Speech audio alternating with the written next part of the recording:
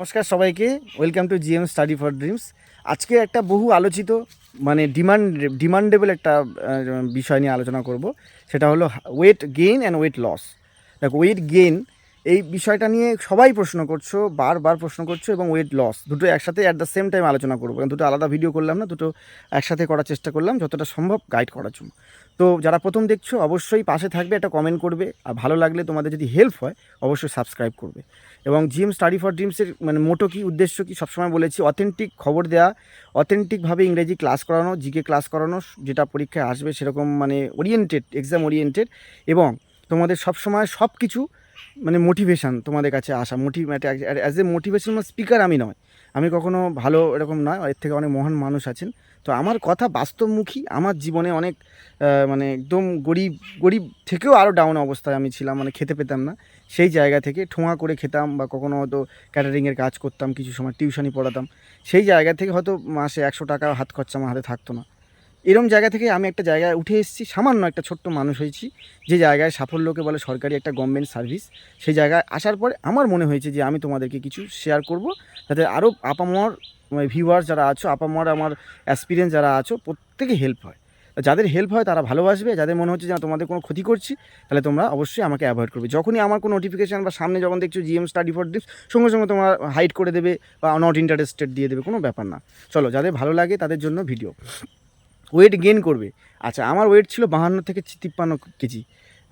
Height সবসময় আমার ভালো, এইচএস দেবার আগে থেকেই আমার হাইটটা ইনক্রিজ করেছিল। মাধ্যমিকে বাচ্চা বয়স 15 বছর প্রায় একটু প্লাসে আমি মাধ্যমিক দিয়েছি। খুব কম বয়সে বাবা মা স্কুলে ভর্তি করেছিল। তো 15 বছর প্লাস ক্লাস 9-10 আমার কিন্তু হাইট একদমই ছিল না। অনেকে মেয়েরা একটু তাড়াতাড়ি ডেভেলপ করে, লম্বা হয়, তাই আমার ব্যাচে যারা মেয়েরা পড়তো আমরা সবাই প্রত্যেকেই স্টার পেয়েছে। আমি হয়তো স্টারের থেকে সামান্য কিছু নম্বর কম পেয়েছিলাম। তো সেই গ্রুপে মেয়েরা বলতো, যখন বোর্ডে লিখতে যেতাম, অঙ্ক করতে যেতাম, বলতো লিলিপুট লিলিপুট বলে। কিন্তু আমি অতটাই লিলিপুট না, লিলিপুট মানে ছোট্ট একটা মানে প্রজাতি, তো ওরকম না, ওরা ইয়ার্কি মারতো, ওদের থেকে হাইট শর্ট। তবে হঠাৎ করে আমি বলে, আমার বয়স কম, আমার এখন মানে হাইট বাড়েনি, বাড়বে। তো একাদশ দ্বাদশ শ্রেণী থেকে মোটামুটি যথেষ্ট ভালো 5 ফুট, এখন আমার হাইট প্রায় 9-এর ওপরে, 5 ফুট 9-এর ওপরে। তো হাইট সেক্ষেত্রে আমি আস্তে আস্তে হাইট বেড়েছে। তোমাদের হাইট নিয়ে সমস্যা সেটা এই ভিডিওতে বলছি না, এই মুহূর্তে আমি ওয়েট গেন আর ওয়েট লসের কথাটা বলবো। ওয়েট গেন করবে প্রথমে, সেভাবে আমি বলবো।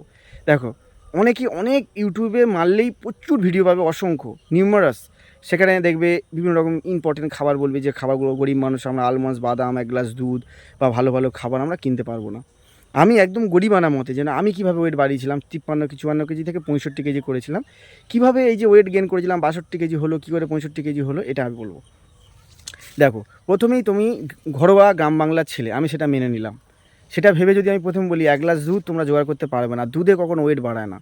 কেউ যদি বলে দুধ খাওয়া, দুধ কী করে? দুধ সর্বসময় একটা খাবার, শরীরকে সুস্থ, সুন্দর এবং নিরোগ করে, চেহারা সারায়, ওয়েট যে পাড়ায় ইনস্ট্যান্ট বাড়াবে এরম ব্যাপার না। দুধ খাওয়ার কথা আমি বলবো না। আমি প্রথমেই বলবো, সকালবেলা ঘুম থেকে ওঠার মানে রাত্রে ঘুমানোর আগে তখন কি করবে, কাঁচা বাদাম 5 থেকে 6টা ভিজিয়ে দেবে। ছোলা বাদাম তো একসাথেই দেবে, আলাদা আলাদা দিতে পারো।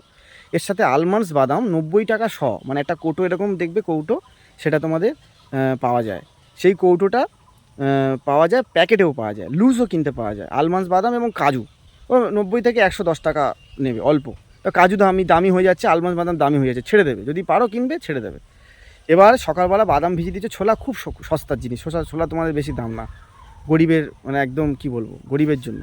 ছোলা ভিজিয়ে দিলে, ছোলাটা ভিজিয়ে দিয়ে বাদাম ভিজিয়ে দিলে, সকালবেলা উঠে ছোলাটা ধুয়ে ভালো করে ভিজিয়ে দেবে, আর ছোলাটা উঠে সকালবেলা ছোলা ভিজানো জলটা খাওয়ার চেষ্টা করো। এবার বাদামটা যেটা খাচ্ছ, সেই বাদামটা তোমাদের ওয়েট গেইন করবে।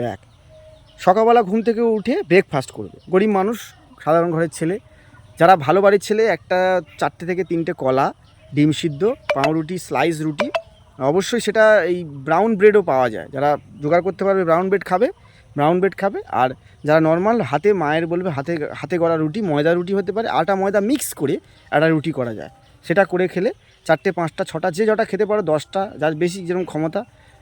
তার আগে এক্সারসাইজ করে নেবে, সকালবেলা দৌড়াতে যাবে, জগিং করবে, জগিং করার আগে পিটি করবে, পিটি করে জগিং করবে, জগিং করে উঠে ফের পিটি করে তারপর বাড়ি আসবে। খিদে পাবে, খিদে পেলে ছোলাটা সামনে পাচ্ছ, একটু আখের গুড় নিয়ে আসে বাজার থেকে। আখের গুড় খুব বেশি দাম না, অল্প করে 500 নিয়ে এলে, 500 নিয়ে এসে অল্প চামচ করে লাগিয়ে ছোলাটা খেলে এবং বাদামটা খেলে। এবার ব্রেকফাস্টে আমি বলেছি ডিম সিদ্ধ, কলা, যে জোগাড় করতে পারবে এগুলো খাবে, না হলে একদম ঘরোয়া উপায় পান্তা, আলু ভাতে মেখে, ছোলা খাওয়ার পরেও পান্তা খাওয়া যায়, জল দিয়ে ভাত, আলু ভাতে মেখে পান্তা খেতে পারো। যদি বলে না আমি পান্তা খাই না, জীবনে খাইনি, ভাত বসিয়ে দিতে বলবে, আলু ভাতে ডিম সিদ্ধ আর তোমার একটুখানি ঘি নিতে পারো, যে ঘি পছন্দ করো ঘি খাবে, খুব ভালো ফ্যাট হয়, তাহলে ঘি একটু নিতে পারো ওই গরম ভাতের সাথে। তাহলে আলু সিদ্ধ, ডাল সিদ্ধ আর ডিম সিদ্ধ আর ঘি সব কটাই ফ্যাট, ভাত খাবে। খেয়ে দেখলে হয়তো একটু পড়তে বসলে একটু ঘুম পাচ্ছে, ঘুম পেতেই পারে, ধরো 11টা 12টা বাজলো ঘুম পাচ্ছে, 1 ঘন্টা ঘুমিয়ে নিতে পারো, ধরো 1টা 1:30টার সময় অ্যালার্ম দিয়ে চান করতে গেলে বা খাওয়া দাওয়া করলে। ঘুমটা একদমই খারাপ জিনিস, যাদের ওয়েট বাড়ে না তাদের দিবানিদ্রা দরকার। দিবানিদ্রা হলে ঘুম বাড়ে। দুপুরবেলা তোমরা খাওয়া দাওয়া করলে পেট ভরে, যা ভাত ডাল সবজি বাড়িতে যা সোয়াবিন যা তরকারি রান্না হয়। আমাদের বাড়িতে ছোটোবেলা থেকে মাছ মাংস একদম কেনার পয়সা ছিল না, হয়তো 100 টাকা সারাদিন ঠোঙা করতাম, সেই টাকায় বাজার হাট হতো। সেক্ষেত্রে হয়তো খুব ভালো মন্দ খাবার খেতাম না, সোয়াবিনটা ডেলি হতো, ডাল হতো, সস্তা। তো সেক্ষেত্রে আমি সেটুকু বলতে পারি, তোমরা দুপুরে যাই খাবার হোক, আমি যেটা মেনশান করলাম না, তোমরা পেট ভরে খাবে, যতটা ভাত খাও ব্যাস। দুপুরে ভাত হলো, সকালে ভাত হলো, বিকেলবেলা ঘুরতে ফিরতে ভালো লাগছে না, কলা এনে রাখবে বাড়িতে, কলাটা কিনে এনে কলাটা রাখা থাকবে কোনো একটা জায়গায়, কলা দুটো ছাড়িয়ে খেয়ে নিলে, দুটো কলা খেয়ে নিলে, ঠিক আছে, দুটো কলা খেয়ে নিলে। বিকেলবেলা সন্ধেবেলা কী খাবে? সন্ধেবেলা তোমরা মুড়ি বিভিন্ন স্যালাড দিয়ে খেতে পারো, বা তোমরা মনে করো একটুখানি বাজারের দিকে গেছি, কি খাবো, বাজার থেকে একটা এগ রোল, কোথা থেকে একটুখানি তেলে ভাজা, কোথা থেকে একটুখানি সিঙাড়া, এইসব খাবে না, কারণ এগুলো খেলে ফ্যাট বাড়ে ঠিকই, কিন্তু পেটের ক্ষতি করে, শরীরের ক্ষতি করে। এগুলো না খাওয়ার চেষ্টা করবে। বাজারে গেলে একটু মিষ্টি দোকানে গিয়ে বলে একটু ছানা দিন তো, ছানা কিনে খেলে, বা তুমি একটুখানি ছানা সন্দেশ, নলেন গুড়ের রসগোল্লা, বা একটুখানি কালাকাঁদ খেলে, 4টে কিনে খেলে, 4 5 20 টাকা নিতে পারে, 4 6 24 টাকা নিতে পারে, যেরম পিস। খুব ভালো ছানা ওয়েট বাড়ায়।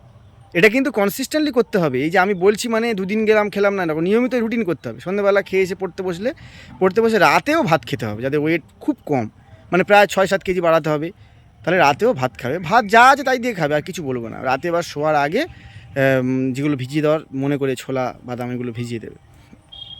আচ্ছা, এগুলো করছি তাও ওয়েট বাড়ছে না, তাহলে কি করব? দেখো, আমি তো বলবো না যে চিকেন খাবার, এই যে চিকেন আমরা খাই, মুরগির মাংস, এটা আমরা কীভাবে খাই? মা বা বাড়িতে যাদের ওয়াইফ আছে, যার বাড়িতে যাদের অন্য কেউ রান্না করে, এরা মশলা দিয়ে একদম শুকনো লঙ্কা দিয়ে কেয়ারি করে খেলে একদম কোনো কাজে লাগবে না। চিকেনটাকে বেছে সুন্দর করে অল্প করে কাটা মাংস একটু করে নিজের মতো প্রয়োজনে নিয়ে এসে মাকে বলবে, মা আমি করে নিচ্ছি, বা তুমি করে দাও। তেলে মানে কড়াতে কোনো তেল দেবে না, হালকা একটু ঘি দিলে সামান্য দিয়ে, তার উপরে ওই একটু পেঁপে গাজর একটু মিক্স সবজি, ক্যাপসিকাম, বিনস এগুলো দিয়ে একটুখানি, যদি বলে এগুলো কিনতে পয়সা আমি কিনতে পাবো না, এটা একটা সস্তার জিনিস, 10 টাকা করে চাইবে, 10 টাকার বিন কড়াই, 10 টাকার হচ্ছে তোমার গাজর 10 করে নিয়ে আসবে, অল্প করে কুচি করে কেটে ঘিয়ের উপরে হালকা নেড়ে তোমরা মাংসটা ঢেলে দেবে, দিয়ে হালকা জল উঠবে, নাড়তে থাকবে সুন্দর করে, স্যুপ তৈরি হবে। স্যুপটা ইউটিউবে দেখে নেবে কীভাবে চিকেন স্যুপ বানানো হয়, চিকেন স্টু বা চিকেন স্যুপ, মারাত্মক কাজ করে ওয়েট বাড়াতে, স্বাস্থ্যবান হবে, সুন্দর হবে, এবং তার সাথে এক্সারসাইজ। কেউ যদি পুশ আপ, ডন, চিলিং মারা, এগুলো যদি ব্যায়াম করতে থাকে, আরও খিদেটা তার ইনক্রিজ হবে, আরও খাবে, খাওয়া দাওয়া করবে, বাড়বে, চেহারা বাড়বে। যত খিদে বাড়বে তত খাবে, তত তোমার চেহারা বাড়বে। আমরা বলি না, যে খোঁজে সে পায়, যে খোঁজে না সে পায় না।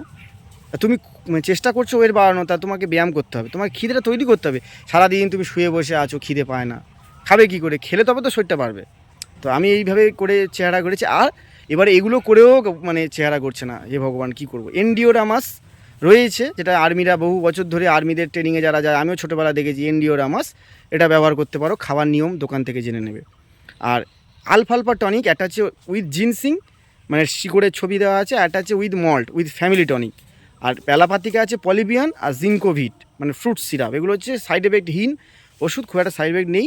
ওই যে খাবার রুটিনটা বললাম, ওইটার সাথে এগুলো অ্যাড করতে হবে। ধর তুমি আলফালফা অ্যাড করেছো, তাহলে খাবার 30 মিনিট আগে 2 চিপি খেয়ে নেবে, বা খাবার 30 মিনিট পরে 2 চিপি খেয়ে নিলে, রাতেও 2 চিপি খেয়ে ওই খাবারগুলোর সাথে সাথে এটা চলবে। 2 মাস চলতে তুমি এফেক্ট পাবেই। এবার আলফালফা আমি নিজে ইউজ করেছিলাম, কাজ হয়েছে। তোমরা আলফালফা ব্যবহার করতে পারো। যদি বলো না দাদা ভুং ভাং বলছেন, আপনি মানে বড় ডাক্তার, না আমি কিছুই বলছি না, আমি জাস্ট সাজেস্ট করছি। তোমার যদি মনে হয়, তুমি কোনো ক্ষতি তোমার হবে না। এবার তাও ওয়েট কমছে না, এই মানে ওয়েট বাড়ছে না, তাহলে কী করব? তাহলে অবশ্যই তোমরা এইটা চালু রাখবে, খাওয়া দাওয়াটা অবশ্যই বাড়বে। এবার ওয়েট লস, এত কথা বললাম, ওয়েট গেন, ওয়েট লসের জন্য পরপর 3টে কথা। সকালবেলা গরম জলে লেবু দিয়ে, তাতে বা জিরে ভিজিয়ে রাতে রেখে দেবে, জিরে ভিজানো জলটা সকালবেলা খেয়ে নেবে, ওয়েট লস করে। তারপরে হলো কি এক্সারসাইজ, হার্ড এক্সারসাইজ করবে, দৌড়ালে এমনিতেই ওয়েট লস হয়ে যায়।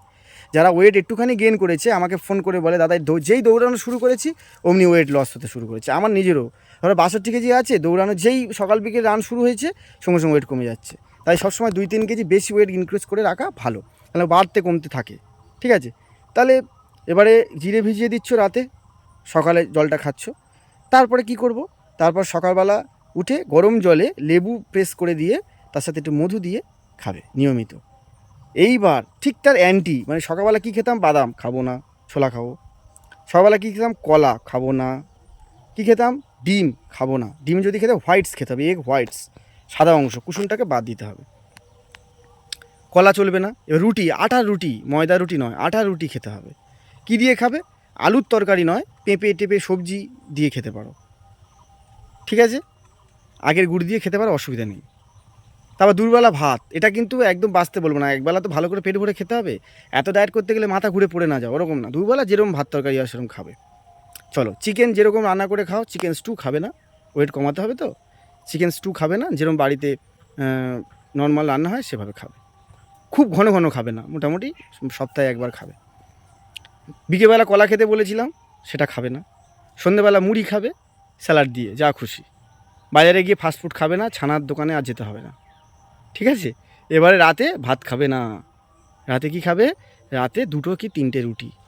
কি দিয়ে খাবো, যে কোনো তরকারি মিক্স সবজি একটা মাকে বাবা করে দেবে, একটা ডিম পোচ করে নিলে সেটা দিয়ে খেতে পারো, কোনো ওয়েট গেইন করবে না, অসুবিধা নেই। রুটি, আটা রুটি খেতে পারো রাতে, 2 থেকে 3টে রুটি। এগুলো করতে হবে, আর এক্সারসাইজ করতে হবে। আর প্রত্যেকটা খাবার শুরু করার আগে, দুপুরে খাবারের, রাতে খাবার আগে স্যালাড ব্যবহার করবে। সব খাবার আগে টমেটো, গাজর, এগুলো শসা, এগুলো যদি খেতে থাকি তাহলে খিদেটা অনেকটা রিডিউস করে, তখন আমাদের ওয়েট বেশি খেতে পারি না, ওয়েটটা মানে এটা এতে থাকে। আর স্কিপিং করা, তারপরে সাঁতার কাটা, তারপরে তোমাদের যোগা করা, দৌড়ানো, তারপরে তোমাদের নানা রকম fitness exercise, push up, down, শরীরটাকে লিন করা, মানে চর্বি যাতে বেশি না জমে, তাহলে ওয়েট বেশি গেইন হয় না। তাহলে ওয়েট এভাবে লস করা যায়। হলে অনেকের ওয়েট 15 কেজি 10 কেজি কমাতে হবে, তাহলে কি করবে, তাহলে একটা একাডেমিতে ভর্তি হবে।